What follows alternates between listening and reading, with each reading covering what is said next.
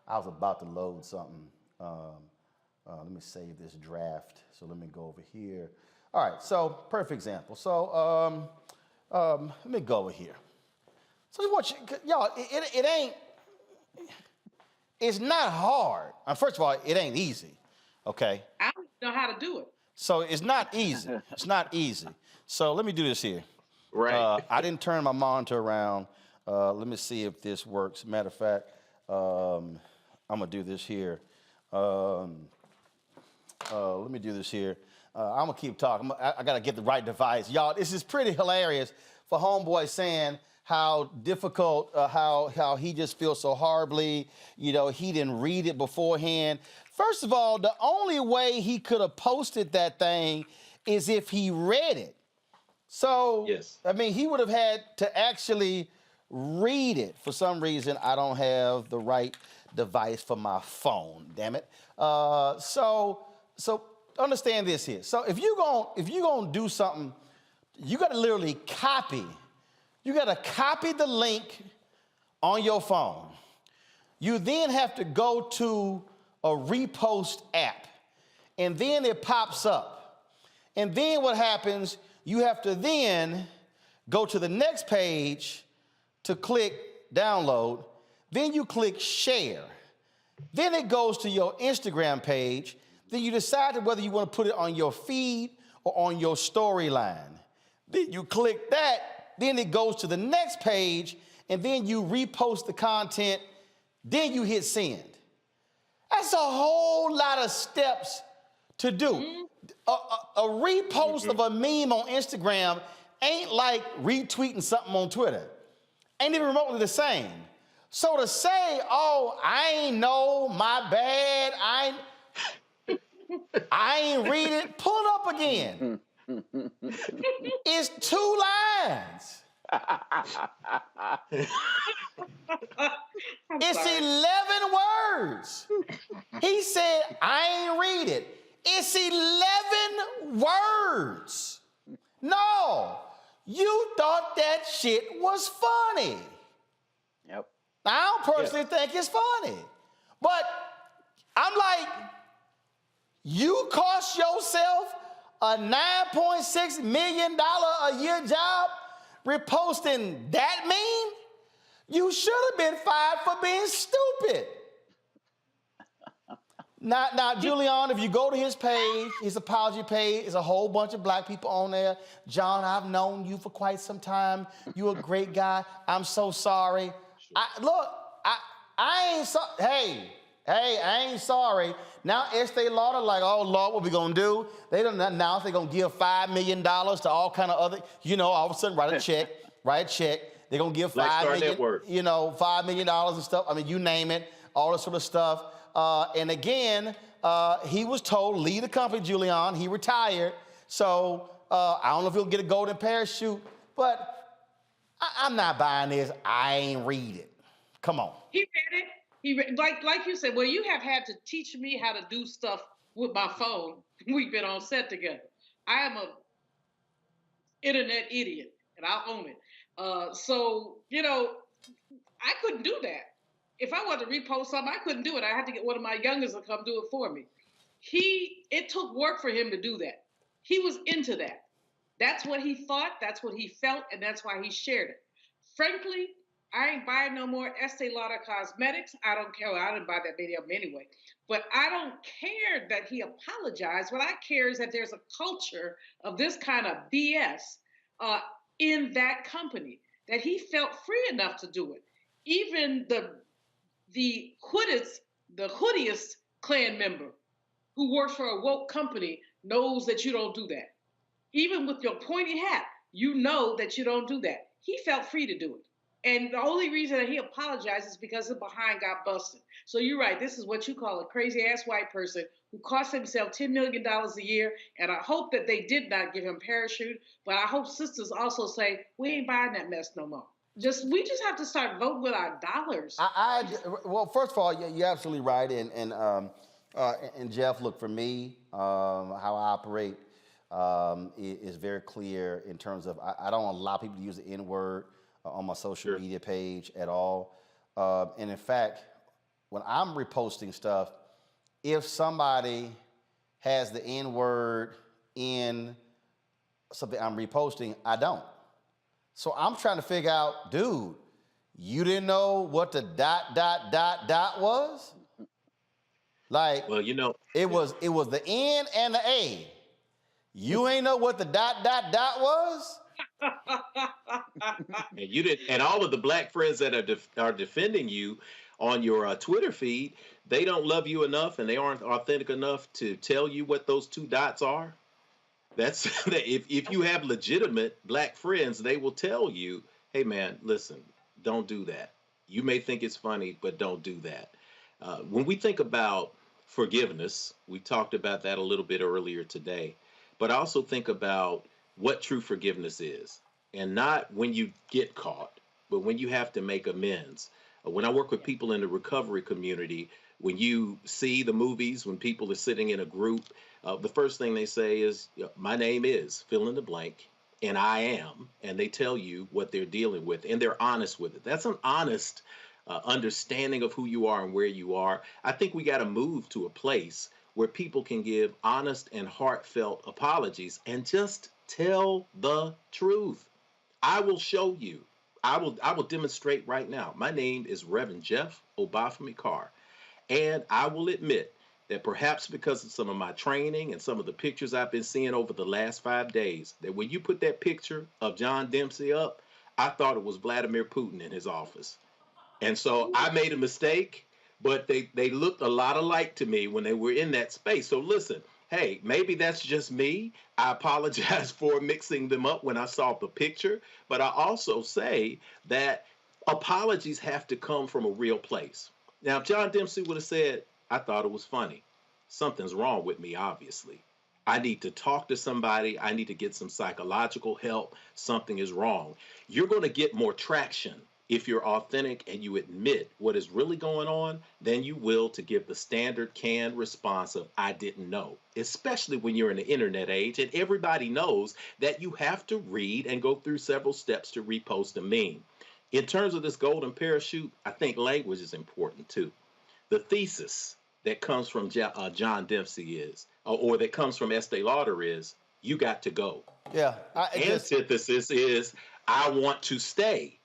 Listen to the language, though. The synthesis that we've heard is not he's fired, it's we agree. Mm-hmm. So there's some kind of deal that's been made where he's walking away with some kind of salary. So this goes to what Sister Malvo said. We've got to make sure that we don't support companies like that who are going to be able to give people a space where they can agree to leave as opposed to get the door slammed in their face. Congo? Absolutely. And, you know, Estee Lauder pledged to do so much after everything happened with George Floyd. I'm looking at Forbes, and they're talking about they had 94% of its staff got racial bias courses. They had 9.2% new hiring that were filled by black people. Doesn't say if it was management, though. So, you know, but they talked about all of these things they're going to do. And this is a major setback for a company that has had a history of racial ignorance and bias, from their skin lightening cream to their hiring practices to their advertising. And so even if they've made some strides since 2020 with the George Floyd and their commitment to Black Lives Matter, they also had one of their heirs and board member, Ronald Lauder, contribute to the Trump campaign in 2020. So there's like one step forward, two step backwards, and we got to march with our feet. We got to march with our dollars to make sure that they're called out. And he should not have had the opportunity to resign, like we're all saying. He should have been fired. He doesn't get to walk away with millions for some ignorance like this. He said, "There's not enough words to express my sorrow." There's not enough words on the meme. Like you said, 11 words. Read the thing and don't share that joint. So, as you would think, talking about again what Estee Lauder's announced that they're going to do financially. I wasn't going to do this here, but I do want to segue into a real quick Where's Our Money segment. So roll it.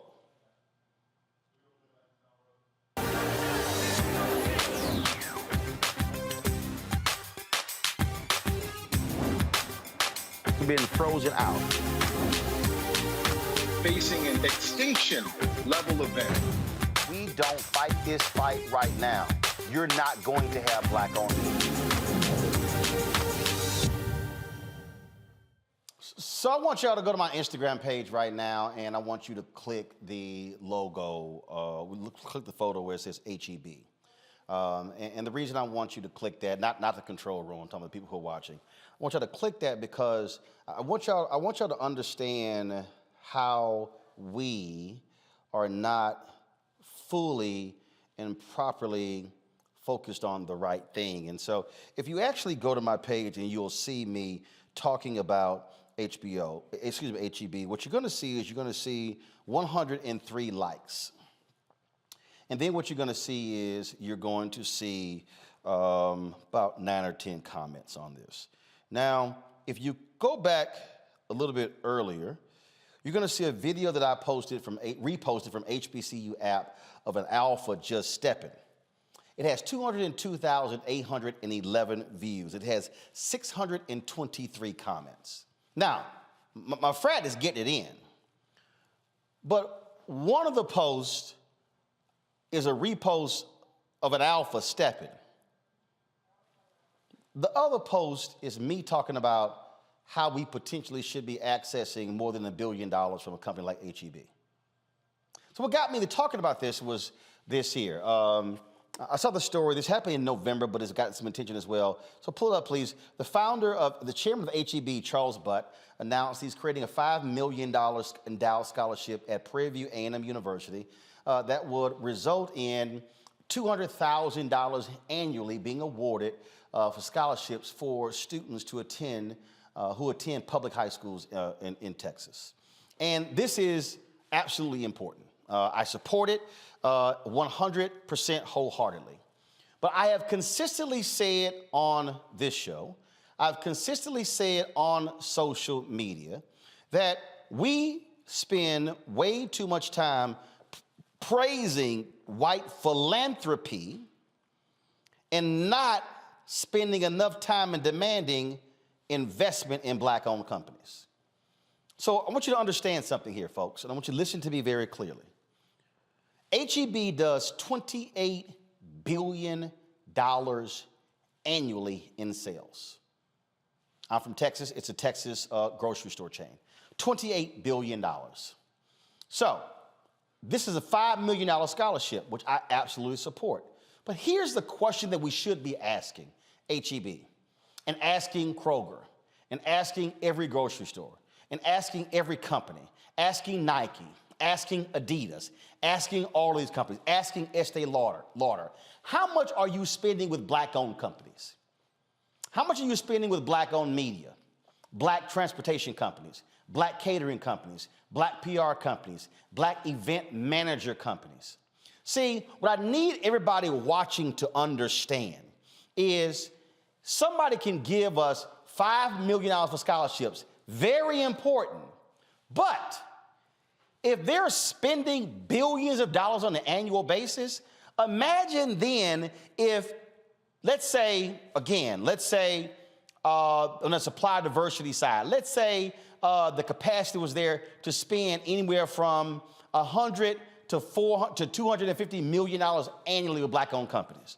That means over a five-year period, anywhere from $500 million to $1.25 billion will be flowing to black-owned companies. $5 million in scholarships, $500 million to $1.25 billion. Do y'all see what's wrong with this picture? We are elated with the scholarship. We are elated when they buy tables at our events. We are elated when there's a souvenir ad in the booklet. What I'm trying to get you to understand is that when we stop focusing on the big money, they got us on the small money. Now, I'm gonna go here with something, and y'all know I do not use the N-word, but I'm only going to quote Don King in this.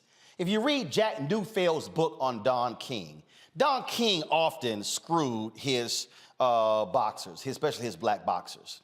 And so Don King understood the street mentality of his boxers. So what Don King would do is, Don King would give his boxers a wad of cash with a rubber band around it. Don King called it, quote, nigga rich. So they from the street. So they driving around, wad in their pocket. They going to the pool hall, they going to the bar, they pull that wad out, peeling off hundreds, feeling great. Don handed them a wad with 10 grand, but he owed him $1 million. They ignored the $1 million and was happy with the 10. He tells a story in the book. Muhammad Ali was in the hospital. He was suing Don King for $1 million. Don King didn't want to pay the $1 million, so Don King put $50,000 in a briefcase, gave it to a friend of Ali's who went to the hospital and said, Ali, you know what? You really shouldn't be suing Brother Don. Y'all can work this thing out. You know what? Why don't you take this here and drop the lawsuit? So he opens the briefcase, and Ali is sitting in the hospital, and he sees $50,000 sitting in the briefcase. Ali, all right, man, takes the 50, but was suing Don for more than $1 million because he saw the 50. All I'm trying to say, black folks, is when these companies flash $250,000, $500,000, $1 million at us, stop getting excited over that small money. And what you should be asking is, where the big money? What you should be saying is, if we get contracts on an annualized basis, hell, we can fund our own scholarships. See, we too often are falling for white philanthropy over black investment.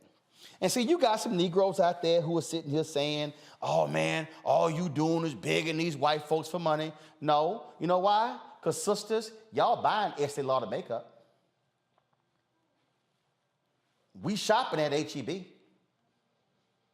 We buy Toyotas. We use Amazon. We are tremendous consumers. All I'm trying to do is get us to change our views. So when I'm posting about big money, ain't it amazing how very few of us will like that post, will comment on that post when I'm talking about billions of dollars, yet if I posted about the cancellation of a so-called black show on a white network like I did Our Kind of People, my Lord, there will be hundreds of thousands of likes and thousands of comments, which means that we are focused on the wrong thing. We are that boxer who Don King gave a wad of money to.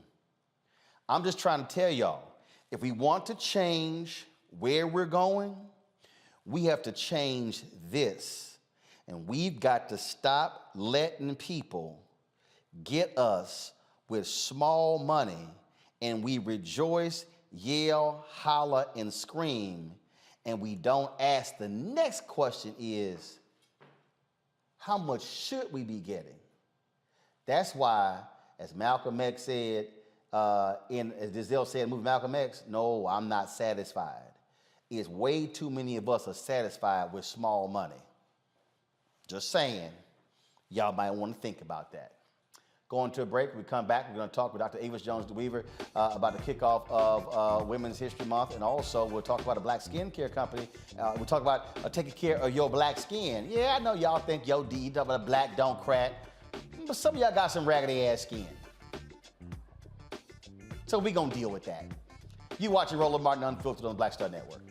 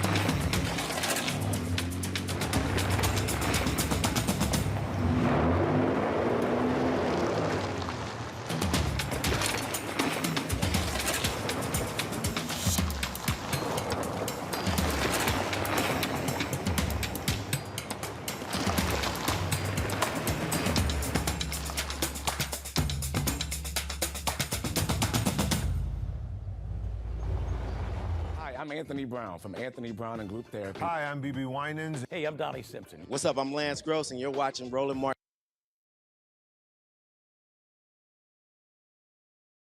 All right, folks, March is Women's History Month, and of course, there are a number of events, activities taking place all throughout the month. The focus is on women. Now, y'all know how I feel about this, just like Black History Month.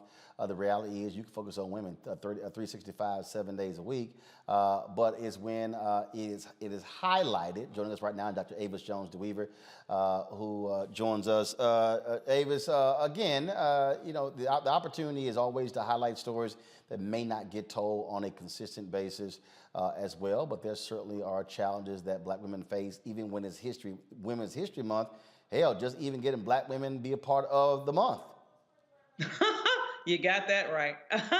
But what is really special about this Black History Month is it is one of the first where the first day of which we recognize is Black Women's Appreciation Day. Actually, Girl Truck came up with that name a couple of years ago, and so I'm excited about the first day of Women's History Month. I'm already saying Black History Women's Month, but Women's History Month, because it's a day that's set aside specifically to appreciate Black women, and let's just be real, there's a lot to appreciate about Black women. And one of the things that in terms of on this day, I mean, so what is actually happening? What is taking place? What is being done with programs, social media? What's going on? Absolutely. So in recognition of Black Women's Appreciation Day, I'm actually holding an event called Do You, a Revolution in Black Womanhood. And specifically, I'm focusing on the challenges that Black women face at work. Now, Black women face a very specific set of challenges at work. We are the most likely to say that we feel disrespected at work. We are the least likely to say that we have access to quality time, so to speak, with a senior level person in our job, which makes it very difficult for us to form the relationships that we need in order to climb that ladder. And we're the least likely to say that we have a sponsor in our job. So all of those things make work very difficult for us, even though we're the most likely woman of all women to work. And so I'm having a specific event in which I'm really breaking down for the sisters around how to be able to leverage their power in the workplace and live a life that they love without compromising their authenticity and who they really are. And of course, we're seeing that take place a lot. You deal with this in your book, of course, How Exceptional Black Women Lead. Yes. And what we are seeing is we're seeing an increasing focus on leadership development, on sisters also helping other sisters and developing them in what they do. Absolutely. And it's absolutely necessary, because let's just get real. Oftentimes when there are programs developed that focus on diversity, Black women are left behind. When there are programs that are focused on gender diversity, Black women are left behind. So it is a special need there that we need to focus on to make sure that our specific issues are addressed. And that's so important that we do that it's really my main reason for making sure that I'm holding this virtual event tomorrow, specifically speaking to Black women about how to really not compromise who you are, but still be able to climb that ladder in terms of your career aspirations, still be able to get paid what you're worth, which is a big thing for Black women. We rarely get that. And then how are we able to do all of that while also creating a holistic life that we love? Too often, we're not even on our own to-do list. I argue that in order for you to really make the biggest gains in your life, both in terms of your career as well as when your personal life, you have to put your desires first. And so when you do that, everything else needs to fall in place. And so that's what I'll be talking about tomorrow. All right, where's it going to take place? How can people watch? Absolutely. So people can go to blackwomanrevolution.com, singular, blackwomanrevolution.com. You can get all the information about the event there. It's going to happen online, so you can join me for free virtually tomorrow at 7 p.m. Eastern. I look forward to going through all the deets with you then. All right, then. Avis, thanks a lot. Thank you. All right, folks, when we come back, we're going to talk about black skin. Yeah. Your black skin. Mm-hmm. Somebody to take care of it. I told you, some of it's raggedy and ashy. You're watching Roland Martin Unfiltered on the Black Star Network. Black Star Network is here. I'm real revolutionary right now. Support this man, Black Media. He makes sure that our stories are told. Thank you for being the voice of Black America, Roland. Stay black. I love y'all. All momentum we have now, we have to keep this going. The video looks phenomenal. See, there's a difference between Black Star Network and Black-owned media and something like CNN. You can't be Black-owned media and be scared. It's time to be smart. Bring your eyeballs home. You dig?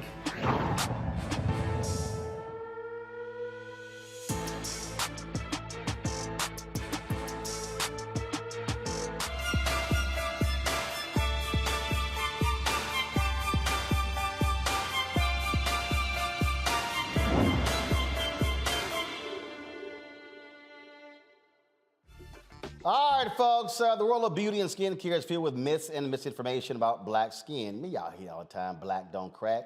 Some of y'all shit crack. And of course, the struggle is to find what works for your black skin. It continues to grow despite efforts to diversify the industry. Congo, you know, I'm gonna keep it real. Okay, you know that. I'm gonna keep it real. Some people got some raggedy damn skin. Stop tripping. All right, let's talk to Dr. Alita Simmons. She is the founder of Get the Skinny. She joins us there from where Jeff is in Nashville, Tennessee. Doc, how you doing? Good. How are you? All right then. So you look, you got folk running around here talking about black don't crack, but look, we got some ashy people, some oily people. We got some folk with some jacked up acne and some other stuff. So let's just go ahead and deal with some of this. The first thing is this notion that we do not sunburn. Yes, we do. Yes, we do. And that messes up your skin. It does. Sunburns put you at risk for skin cancer, although skin cancer is something that we don't have to deal with as often. But the increased number of sunburns that you have can lead to increased risk of skin cancer down the line. All right, so now let's deal with this. What is hyperpigmentation? What is that? Hyperpigmentation is something that we call dark spots in lay terms. So it can come from many skin conditions like acne, eczema, psoriasis, or it can come from trauma to the skin. So let's say you got a burn or just a scrape on the knee. It may show up as a dark spot after it heals. Okay, so how do we deal with that? Because I have some of those issues because I play lots of golf and mosquitoes don't play. So all of a sudden you be like, oh, damn. And then, of course, when they itch, you scratch, and then it causes problems. And so can you get rid of those dark spots? So it's twofold. Dark spots will get better with time for some people. Sunscreen will help dark spots not get darker and help them lighten, especially if it has iron oxide in it over time. And then we do have topical, oral, and chemical peels, lasers that will help with hyperpigmentation. But it just depends on what it's from and what type. So it's good to see a board-certified dermatologist to categorize that. Because if it's in the surface of the skin, that may be easier to lighten. But if it's deeper in the dermis, which is underneath that top layer of skin, the pigment that's deposited there can be harder to improve. Got it. All right, so so here's a question they put in here, which, got to explain. How do you figure out what type of skin you have? What the hell does that mean? So some people want to know, is their skin oily? Is it dry? Is it a combination of the two? Or if it's in the middle, what people say normal, it's not oily or dry. It just feels regular. So in order to find out what type of skin you have, we kind of need to think about what you're already using. A lot of times people come into my office and they're putting like 10 different skin products on, right? Okay, so what if you ain't using nothing? Just plain water? Yeah. A lot of people do that. Because I remember when I was at CNN, I was sitting in the chair and the makeup artist was like, oh my God, your skin is so great. What do you use? I was like, nothing. I'm like, I wash my hair and suds roll down my face and the water run across. She's like, oh, you don't do any kind of exfoliating? I'm like, hell no. I'm like, we don't do all that. So again, and she's like, wow, but you have good skin. I'm like, yeah, thank mom and daddy. Yeah, genetics, and that's a blessing. That's a blessing. So So some people can just get away with just water. They don't need anything. Their skin stays clear with nothing. But for the rest of us, we need a good cleanser, moisturizer, and sunscreen during the day. So I say cleanse, moisturize, and protect. So to find out if you are using the right moisturizer, you want a cleanser that's going to help you after you wash your face, about 30 minutes to an hour afterwards, that your skin feels regular. It doesn't feel dry. It doesn't feel oily in any places. If the opposite happens, you may need a new cleanser. And then you want to get a moisturizer in that same framework. So if you have oily skin... Wait, hold on. Now, we got to get a cleanser. We got to get a moisturizer. That's a whole lot of stuff we're doing. It's only 3 things. Just 3. Okay, well, first of all, we already trying to brush our teeth. We already trying to comb our hair. Now we trying to moisturize. Okay, how many times a day we supposed to be doing this? Twice. So you can cut down your steps to 2. So in the morning, you have a cleanser and your sunscreen that is also your moisturizer. Hold on. We put sunscreen on in the morning? In the morning, after you wash your face. For what? If you're going outside, if you're sitting in front of the computer.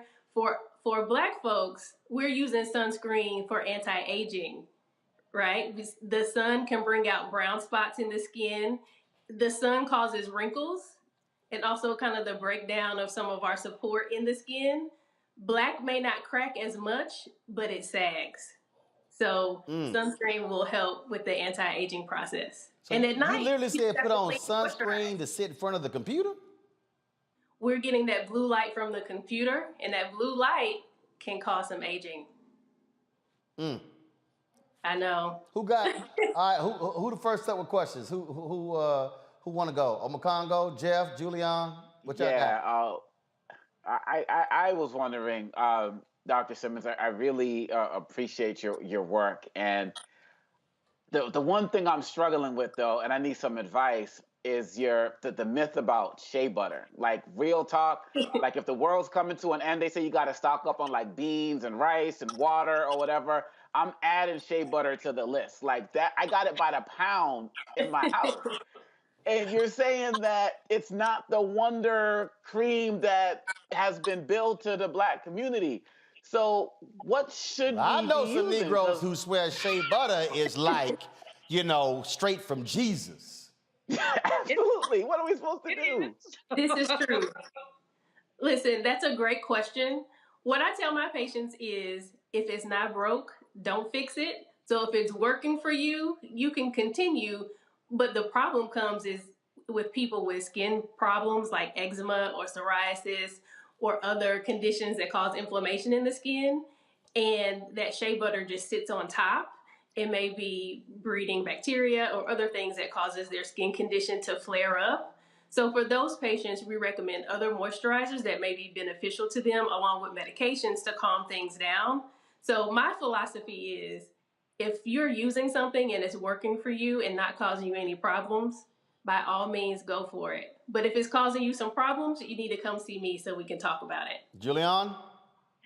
Yeah, sister, first of all, you look lovely. Your skin is beautiful. I want skin like that.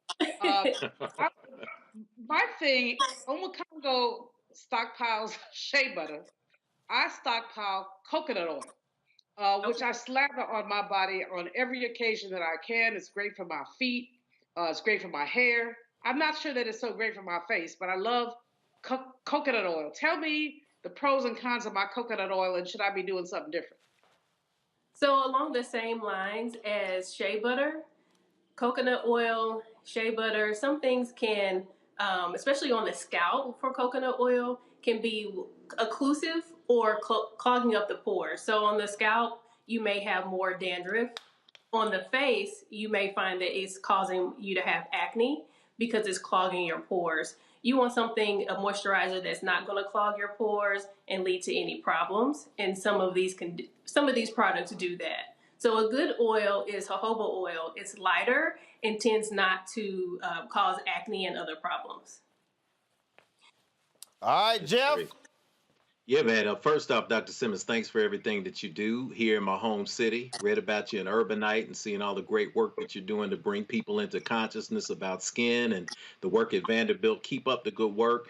That shea butter and that coconut oil, I tried using both of them on my scalp. I went out and worked out and sweat, and it broke me out in my face. So these kind of things, all of this depends on the skin you have. My mom lived to be 93. She had the skin of a 40-year-old, and she put lard on her face growing up as a child. Lard? I can't do that.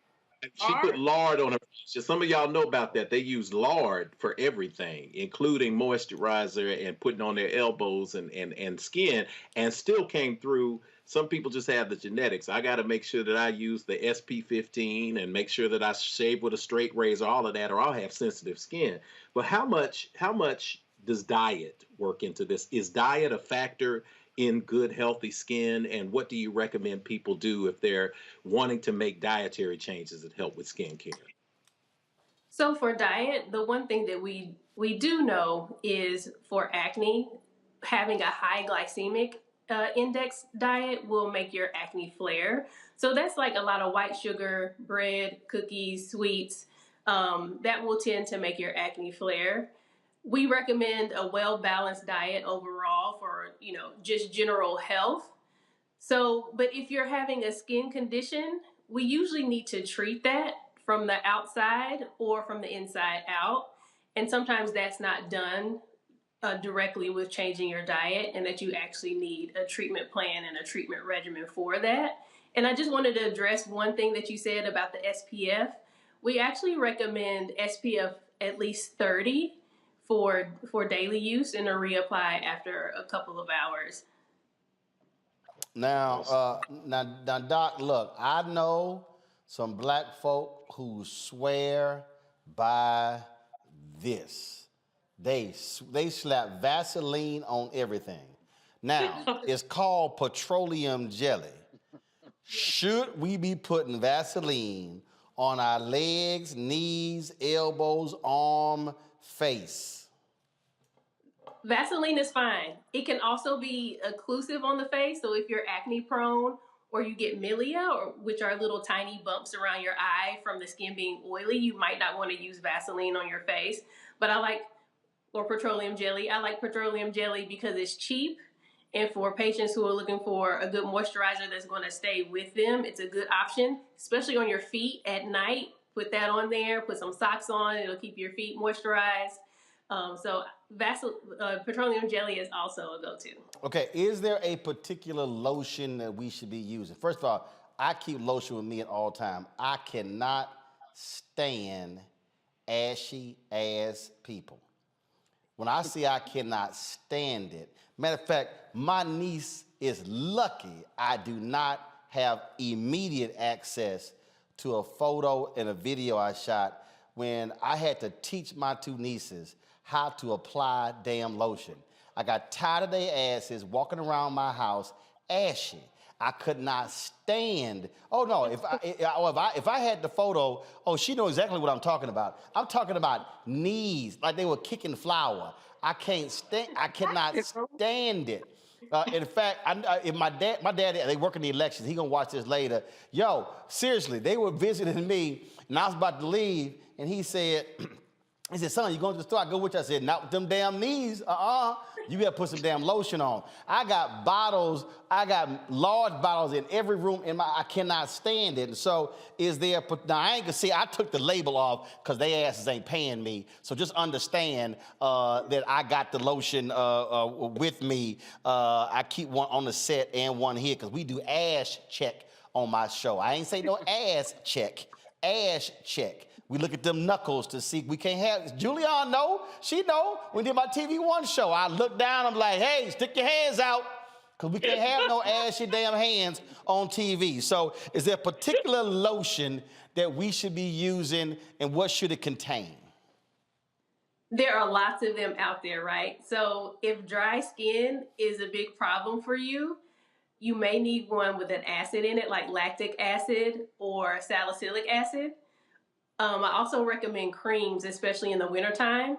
And if it's really bad, we'll go back to that petroleum jelly or an ointment. So if we're talking about names, they are not paying me either. So a good hand cream is the Neutrogena Norwegian hand cream. It's going to stick with you, and when you wash your hands, you're not going to be immediately ashy afterwards, because it kind of keeps a layer, as well as CeraVe SA cream. They have one for hand cream. They have one for the body. Sometimes you need a little help getting that dry skin off, and an acid in your moisturizer is going to help cure that ash for you. All I'm saying is, if your ass got flakes, you need to be using some lotion. I can't. No, I ain't. Y'all, hey, look, y'all, look. Julian, you don't understand. You don't understand. I'm talking about if you want to irk my soul, roll up with some ashy damn feet, legs, ankles. Let me give you another tip.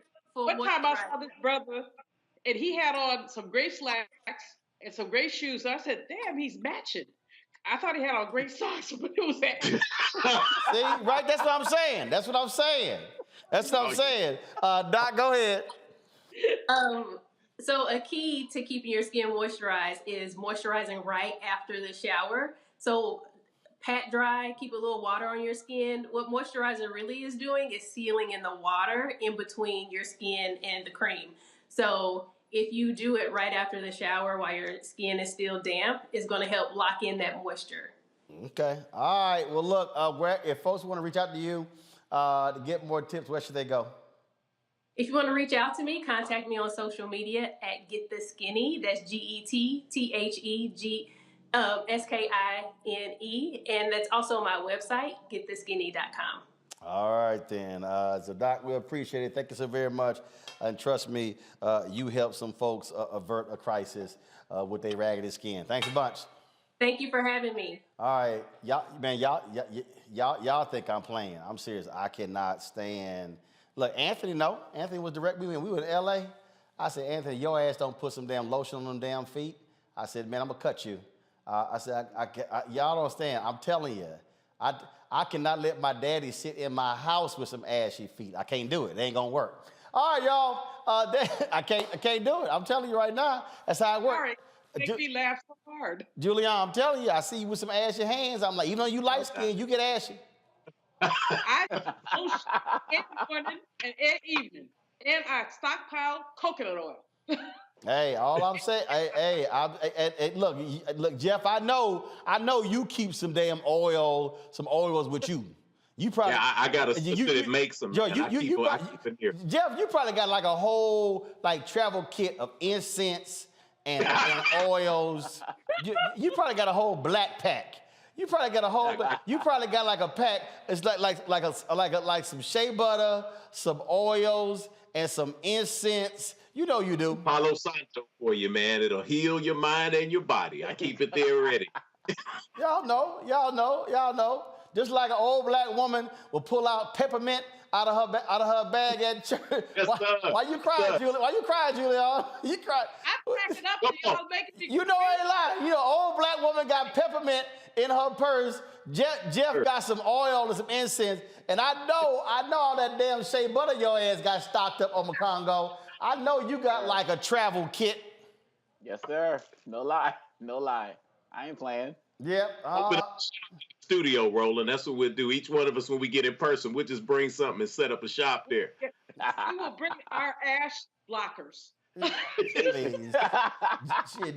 Jeff Amakongo go come here with them oil, shea butter, do some damn yoga. All right, y'all. We got to go. If y'all want to, of course, download the app, please do so. Black Star Network app.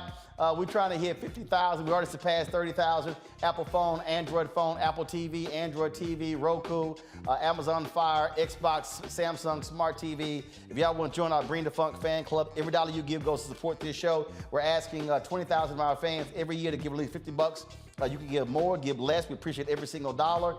P.O. Box 57196, Washington, D.C. 20037. Cash App is $RM Unfiltered. PayPal is R Martin Unfiltered. Venmo is RM Unfiltered. Zelle is RolandSMartin.com. All right, y'all. Tomorrow, this man right here, Harry Belafonte.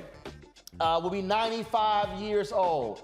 There's a huge celebration taking place tomorrow in New York City, being organized by his daughter, Gina Belafonte. We are going to be broadcasting live from the venue, covering the red carpet, celebrating Mr. B. And so we'll be there tomorrow in New York City. And don't forget, folks, today is the last day, the absolute last day for you to apply for the McDonald's HBCU scholarship, giving away 7 $15,000 scholarships. Go to tmcf.org, tmcf.org. If you're going to be a junior or a senior in the fall, you can apply for this scholarship, any HBCU. And again, it's $15,000. It's in partnership with me as well as Alpha Phi Alpha, celebrating our 7 Jewels, the founders, and our 115th anniversary. All right, folks, that is it. I will see you tomorrow live from New York City, celebrating 95th birthday of Mr. B, Harry Belafonte. I will see y'all then. Ho!